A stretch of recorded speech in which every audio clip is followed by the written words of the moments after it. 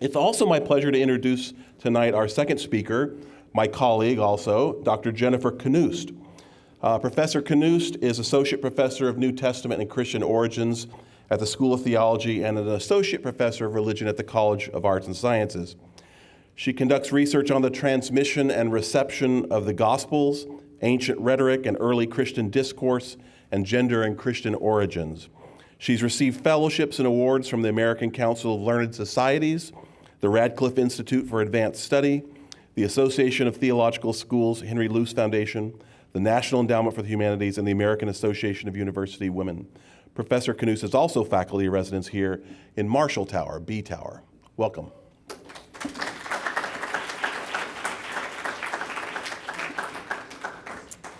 Thank you very much, Dean Stone, for that lovely introduction. Thank you very much for inviting me to give this Rhett Talk. I'm very excited. I thought I would take the invitation to give a sort of fake TED Talk seriously and give you something a little bit maybe provocative. And so I've decided that my talk is entitled, Is There a Bible at All? And I'm very hopeful about the PowerPoint working, because if not, we're in big trouble.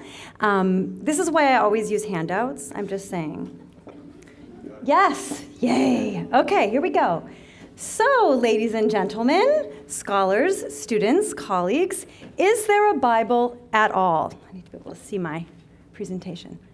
Maybe not. Excuse me, Professor Knust, but have you completely lost your mind? Good question. Last year I was in Germany, hanging out with these people at the Institute for New Testament Textual Research in Münster, Germany. And guess what they do? They spend their entire career producing or trying to reproduce the initial text of the New Testament. They're rescuing the Bible for us. Clearly, there must be a Bible. Otherwise, why would there be this institute doing all of this amazing work on the reproduction of the New Testament text, or the salvation of the New Testament text, really, from thousands of years of terrible scribes who did a crappy job? We need them. Otherwise, where would we be? And there's an example of how their text looks online, and look at how nicely they've made it look. Clearly, I must have lost my mind. See, I told you, silly Professor Knust. You should have known better. Wait, not so fast. So just earlier today, I went on Amazon and I put Bible under books. I limited it to books and took out beauty products. And this is just a small sampling of the 1,000 different Bibles I could have bought today clicking on Amazon. And let's just get a little bit of a sense of some of the kinds of Bibles that one can buy. Now, these are English Bibles, mind you, not any other language, just the English Bibles. And so far we have, let's see, I can't really see from here. See, old age is a bummer. I've got these reading glasses. But I believe that we have here an NRSV, an NIV, a Message Bible, an Orthodox Study Bible, a King James Bible. We have the Life. We have Revolve, which makes Bible zines. We have the Daily Walk Bible. We have the Tanakh, which is the Jewish Bible. We have the Dead Sea Scrolls Bible, which reproduces the Bible as it's been found at the Dead Sea Scrolls. We have the Vulgate. This is just a small sampling. We could go on and on. So maybe there is no Bible, but there certainly are a lot of Bibles, each one different in its own way, each one with different collections of books, different texts, different ways of presenting the text, different footnotes, different introductions, prefaces, appendices, maps, timelines, devotional material, inspirational words of wisdom, calendars of how you should read the text. There's a lot of different Bibles out there. Okay, what if we go back in time? Back to an earlier period, back in those pure days before the scribes messed everything up, back to the original languages, back to that moment before Judaism and or Christianity really spread around and needed a lot of different languages and copied their books and messed it up. Surely then we might find the Bible. No. So here we have an image of Codex Sinaiticus. So Codex Sinaiticus is probably a 4th century manuscript, Greek manuscript of the Bible. It was rediscovered in the 19th century. And when I say discovered, we have to put scare quotes around that. There's an interesting story behind that. And this particular Greek text in the New Testament serves as an important, or one of the most important underlying text to Bibles like the New Revised Standard Version or the Revised Standard Version. This text is fundamental to the text that's translated in many of our English Bibles today, including the translations that use this in my classes. Okay. But there's a bit of a problem with Codex Sinaiticus if we want to try to get Codex Sinaiticus to be our Bible, whatever that might mean. You might notice that there's a bunch of books there, those of you who are familiar with the Bible, that some of you may have never heard of. Books like 1st and 2nd Esdras, The Wisdom of Solomon, Sirach, Judith, Tobit. What are those doing there?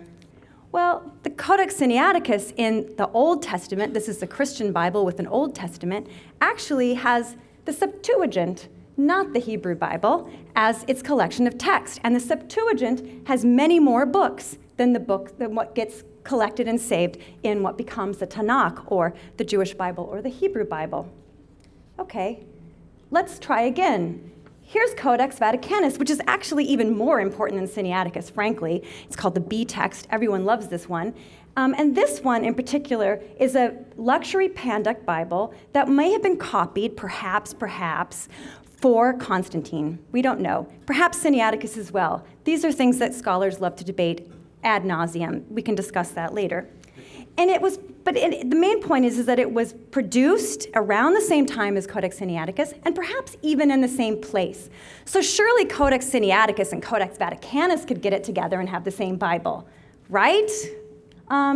No. So if we look at Codex Vaticanus, what we find is that it has yet another different set of books than what we find in Codex Sinaiticus. Now, there's a lot of good old friends there. Yes, we will find a lot in common, but look what else we've got. 1 and 4 Maccabees, that wasn't in Sinaiticus, and Epistle of Barnabas and the Shepherd of Hermas in the New Testament. What the heck is that about? Do you even know those books? I do. That's what I teach. However, you probably don't, right? They're in the Bible. Yeah, they're in, as far as these scribes are concerned, that's in the Bible. Okay, last example from late antiquity here is Codex Alexandrinus, which is the third most important copy of the Bible from this period, probably 5th century, perhaps from Ephesus. That's the latest theory. Let's go for that. And let's see what's in Codex Vaticanus. This is actually the table of contents from the manuscript itself. Probably you can't see it, so I won't bother to read the Greek words for you, but there it is, the contents. What's in Codex Alexandrinus? Whoa! There's a lot of stuff in Codex Alexandrinus, even more stuff in Codex Alexandrinus than we've seen in either Sinaiticus or Vaticanus, including all kinds of great stuff like the canons for the Psalms, the biblical odes, the hypothesis of Eusebius. Probably you never heard of any of this stuff. Boy, are you missing out. You should come take my class. And look what's in the New Testament, 1st and 2nd Clement and the Psalms of Solomon. Who knew those were in the Bible? Now you do. Okay, well, what is going on? Oh, I gotta turn my page. Okay. To answer this question, I want to look at one more ancient book.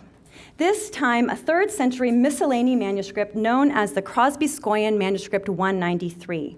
This manuscript contains a number of texts, all in Coptic, bound together into one collection. Probably you can't see what they are. Can you see that? The slides aren't very big. But what they are, here we go. I have it actually tabled. Does that help? Not really. Anyway, Melito Peri Pasha, 2nd Maccabees, the Martyrs of the Jews under Antiochus the king, 1 Peter, Jonah, and a homily for Easter morning. This is a miscellany manuscript. It's not even a Bible in the proper sense. And look what's sitting there, though. 1 Peter and Jonah, bound together in the very same book with a sermon of a bishop you probably have never heard of from Sardis, bound together with a selection from 2nd Maccabees, which was in, by the way, Codex Alexandrinus, and a homily for Easter morning, all in Coptic. Okay, so maybe this highly unusual collection with this book of 1 Peter and Jonah isn't really representative of anything. Maybe this is just some kind of freak mistake. Okay. Well, maybe another place to look is P72. We can all breathe a sigh of relief. Here is a really early copy of 1 Peter in Coptic.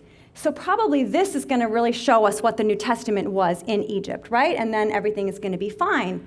What have we got? Oh dear. In the Bodmer Miscellany, which is what P72 is actually buried inside of, we also have the story of the Nativity of Mary. Did you know there was a story about the birth of Mary? It's really good and important, actually. Then we have a copy of 3 Corinthians, which is a letter that's supposed to be by Paul that people don't think is by Paul. Then we have the 11th Ode of Solomon and Jude and another Melito Peri Pasha. Apparently, everyone loved that. And we have a hymn, and we have an Apology of Phileas. We have a psalm. We have 1 Peter, 2 Peter. So in other words, once again, we have a New Testament documents circulating with other kinds of things. In fact, it gets even worse once we try to figure out where these New Testament manuscripts, and these are much earlier even than Sinaiticus and Vaticanus, which are probably our earliest copies. When we look at where they actually come from, what we find is that they were part of a collection of a very strange library of texts. So what is going on? Okay. And so what? Okay.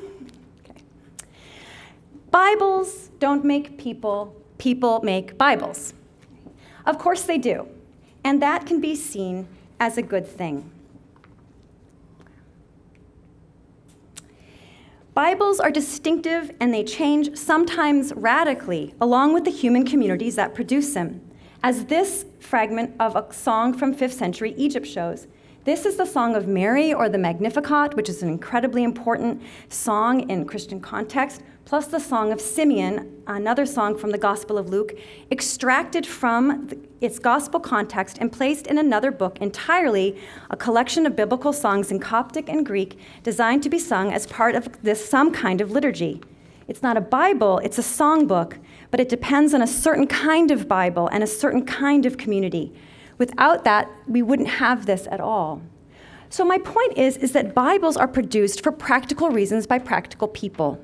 So the collection that we saw before that had all of this to our mind, why would you ever bind some New Testament letters to, for example, a martyrdom story or a hymn? Well, it turns out because you need that if you're a Pachomian monastery and you need to celebrate Easter and you want to have a set of readings that you're going to use in the context of your liturgy. And that's precisely probably what at least one of those manuscripts is.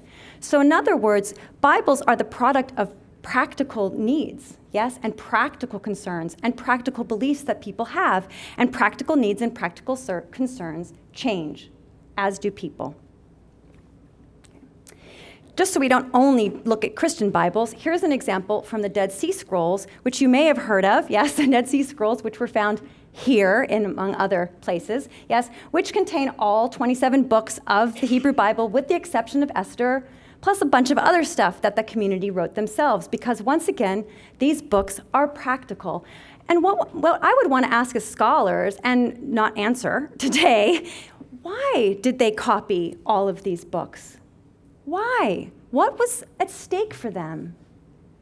Here's another example that we might call a kind of Jewish Bible. And this is an illustrated synagogue from 3rd century Syria, Dura Europos. It's beautiful. You should try to see it online. You can see images of it. This synagogue was preserved like a kind of time capsule because the Persians and the Romans were fighting, and the Romans wanted to fortify the city, so they dumped a bunch of rubble into the buildings on the outside of the city, and so this synagogue was preserved intact. And in fact, there's a house church too. It's the only house church that we have, only Christian house church. So there's all kinds of fantastic stuff at Dura Europos, including this illustrated Bible on the wall of the synagogue, which is interesting in a context where, in theory, we're not supposed to have images. Here's a final example. This is a text I particularly like because of some research I've been doing. This is a 6th century manuscript, a Latin manuscript, an old Latin. If you know what the Vulgate is, it's an older translation than what the Catholics end up translating or using as their Bible. And what do you see in the margin? You see that stuff? That is the story of the woman taken in adultery, sewn in the margin by an 8th century person who was using this book and was like, hey, where the heck is that story? So in other words, this text changes too. It's not simply that the collections change. It's not simply that the way that we present these books change. In fact, text changes too, and sometimes in important ways. So there is no Bible, but there are Bibles, and these Bibles can tell us a lot about the people who made them. We might even ask what our Bibles say about us. I'm going to skip that fancy quote. Okay, so is it okay to notice this? What are we supposed to think now? What should we do now? Professor Knust, what the heck are you up to? Okay. I'm going to use this fancy quote. I have 14 seconds. As the literary work passes on through time and other hands to other readers besides ourselves, it bears along with and as itself the gathered history of all its engagements. Sometimes some of these codes, oh no! Well, anyway, that was a really good quote. The end.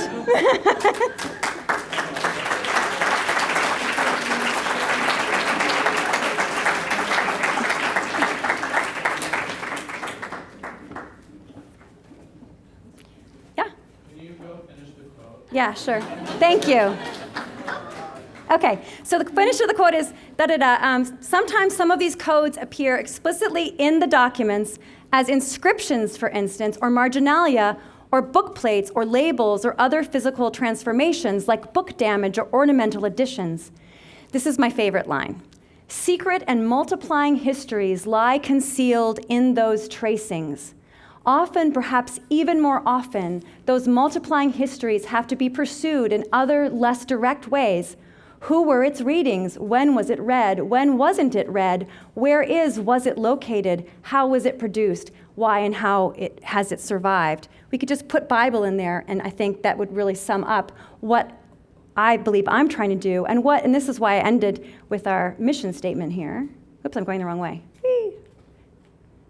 So I would suggest that this kind of work, this kind of opening up to the possibility that there are other Bibles and that those Bibles matter, is at the very heart of our work here at this university, right? That if we say that what we're doing is we're interested in the discovery, creation, transmission, and application of knowledge and understanding, what better way to do that than to find out not only what your Bible is, but what other people's Bibles are, and how they got those Bibles, and why they care about them.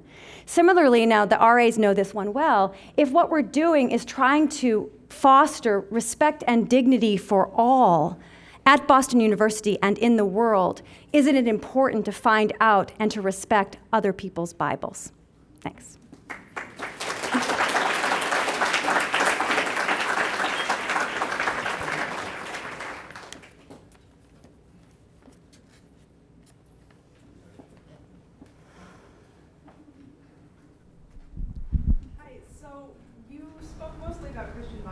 Yes. They've been changing over time. Yes. But the Torah has been copied exactly, and there's a lot of dictation to that for the most part through its history, which has been significantly longer than the Christian Bible. So how do you think that's influenced being able to keep track? And clearly they're not the same, and there are translational issues, and they have changed since then.